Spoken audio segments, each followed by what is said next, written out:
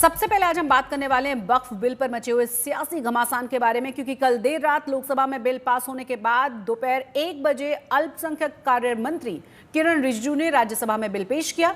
फिलहाल राज्यसभा में वक्फ बिल पर बहस जारी है। पूरे दिन विपक्षी सांसद बिल के विरोध में आवाज को बुलंद करते रहे। वहीं महाराष्ट्र में उद्धव ठाकरे ने मोदी सरकार पर बिल के बहाने असल मुद्दों से लोगों का ध्यान भटकाने का भी आरोप लगाया है।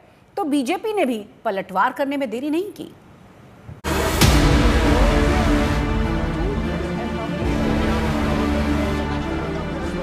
नया बिल का नाम होगा, इस एक्ट का नाम हो जाएगा उम्मीद। उम्मीद नाम। जिस जमीन पर मैं खड़ा हूं ये मेरी पहचान है। आप आंधी हैं तो क्या मुझको उड़ा ले जाएंगे? गरीब मुसलमानों से इसका फायदा होगा। जो महिलाएं हैं उनके लिए ये कर रहे हैं। अरे भाई, आप जो कह रहे और कर रहे हैं उसी को तो हम कहते हैं ना, जिसको मराठी में कहते हैं लांगरू चलन। लोकसभा में कल देर रात तक हुई वोटिंग के बाद वक्फ बिल पास हो गया। आज दिन भर राज्यसभा में वक्फ बिल पर सत्ता पक्ष और विपक्ष के बीच जोरदार बहस होती रही। उस हाउस में हम लोगों ने सवाल किया था तो इन्होंने बोला था क्रोनोलॉजी से समझिए। जिनकी भूमि है इसका अधिकार जाता रहता है, मान्यवर एक गलतफहमी फैला रहे। राज्यसभा में बिल पेश करते हुए अल्पसंख्यक मामलों के मंत्री किरेन रिजिजू ने विपक्ष को भरोसा दिया कि मुस्लिमों के धार्मिक कार्यकलापों में किसी तरह का हस्तक्षेप कोई गैर मुस्लिम नहीं करेगा। 2013 में 123 प्रॉपर्टी को तो उस समय सरकार ने डी नोटिफाई कर दिया था। उसके बाद कई लोगों ने कहना शुरू किया और स्टेटमेंट मीडिया में भी है कि ये पूरा पार्लियामेंट बिल्डिंग भी वक्फ प्रॉपर्टी है। अब सोचिए सर, अगर वो सरकार कंटिन्यू रहता, नरेंद्र मोदी जी का सरकार नहीं आते तो कितना खतरा मंडरा था हमारे सर के ऊपर में। आप सोचिए। तो हम तो देश के लिए सोच समझ करके आज ये बिल लेके आए हैं। तो ये हमारे लिए कोई इसमें एक लाल पैसा बेनिफिट मिलने वाला नहीं है। ये बिल करोड़ों गरीब मुसलमानों को फायदा पहुंचाने के लिए और गलत काम ना हो, गलत तरीके से दूसरा का जमीन को हड़प ना ले, इसको प्रतिबंध लगाने के लिए, रोकने के लिए अच्छा सोच के साथ हम ये बिल लेके आए हैं। वहीं संविधान का हवाला देकर विपक्ष ये बताने में जुटा है कि बिल का मकसद केवल मुस्लिमों को निशाना बनाना है। हम ही को कातिल कहेगी दुनिया, हमारा ही कत्लेआम होगा। हम ही कुएं खोदते फिरेंगे, हम ही पे पानी हराम होगा। जिल्ले इलाही, जमहूरियत जो है वो नफरत और ठसक से नहीं चलती है, अकड़ से नहीं चलती है। उसमें सबकी हिस्सेदारी जरूरी है। कल देश के माइनॉरिटी मिनिस्टर ने लोकसभा में खड़े होकर एक शेर सुनाया था कि मुझसे कोई बदगुमान न हो। तो मैं उन्हें एक शेर सुनाना चाहता हूं कि मैं आज जद पे हूं तो इतना खुशगुमान न हो। मैं आज जद पे हूं तो इतना खुशगुमान न हो। चिराग सबके बुझेंगे, हवा किसी की नहीं।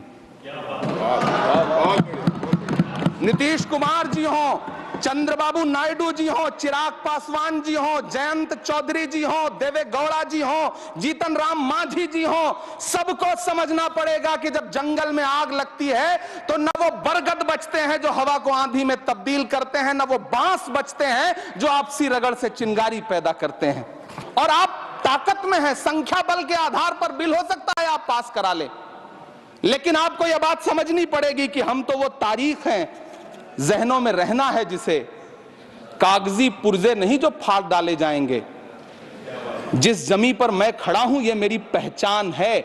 आप आंधी हैं तो क्या मुझको उड़ा ले जाएंगे? उधर बीजेपी कह रही है कि विपक्ष मुसलमानों को गुमराह करना बंद करे, क्योंकि ये बिल मुस्लिमों की बेहतरी के लिए ही है। अपनी सरकार के बारे में मोदी जी के नेतृत्व में डंके की चोट पर कह सकता हूं कि यह बिल नेशन के इंटरेस्ट में है और उसके लिए हम लेकर के आए। यह किसी पार्टी के इंटरेस्ट में नहीं है, यह किसी वोट बैंक को सेटिस्फाई करने के इंटरेस्ट में नहीं है, यह देश के इंटरेस्ट में है। लेकिन महाराष्ट्र में भी वक्फ बिल को लेकर उद्धव ठाकरे लगातार हमलावर हैं। उन्होंने वक्फ बिल के बहाने बीजेपी पर जोरदार प्रहार किया। जिस तरीके से कल भाजपा के नेतागण या शीर्ष नेता या वरिष्ठ मंत्री, उसमें अमित शाह जी भी थे, किरण रिजिजू, फिर उनके जो नए नए दोस्त हैं टीडीपी हो या जेडीयू, जिस तरीके से उन्होंने मुस्लिम समुदाय का समर्थन किया, हम नहीं चाहते कि वो विरोध करे, लेकिन अगर आप हमें बार बार कहते हो कि आपने हिंदुत्व छोड़ा, हिंदुत्व छोड़ा, तो कल आपने क्या छोड़ा था? कल जिस तरीके से आपको एक प्यार आया था कि हम गरीब मुसलमानों के लिए ये बिल लाए हैं, गरीब मुसलमानों से इसका फायदा होगा, जो महिलाएं हैं उनके लिए ये कर रहे हैं। अरे भाई, आप जो कह रहे हैं और कर रहे हैं उसी को तो हम कहते हैं ना, जिसको मराठी में कहते हैं लांगरू चालन। सामने आपको चुनाव दिखाई दे रहा है, उसका शायद उल्लेख अमित शाह जी ने भी किया कि हम बंगाल भी जीतेंगे और बिहार भी जीतेंगे।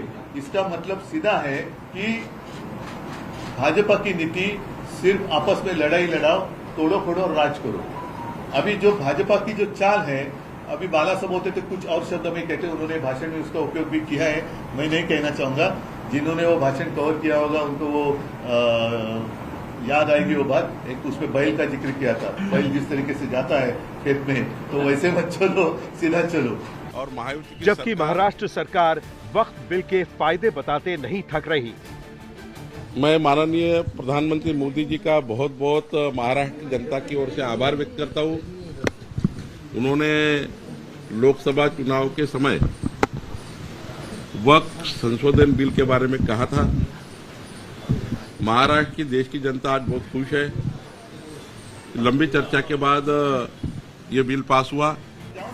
उद्धव ठाकरे ने मोदी सरकार पर हमला करते हुए कहा कि चीन और पाकिस्तान हमारी जमीन पर कब्जा कर रहे हैं, लेकिन सरकार की नजर वक्फ की जमीनों पर है। तो ये सिर्फ जमीन, और हमारा जो डर है कि आज आपने वक्फ बोर्ड की जमीन पर आपके आंख है। हमारे जो मंदिर का ट्रस्ट है उनके पास भी काफी सारी जमीन है, क्रिश्चियन लोगों के पास जमीन है, गुरुद्वारा के पास होगी, बौद्ध विहार के पास होगी। अगर आप मुसलमानों की बात आज कर रहे हैं, कल हमारे ऊपर भी आपकी नजर आएगी।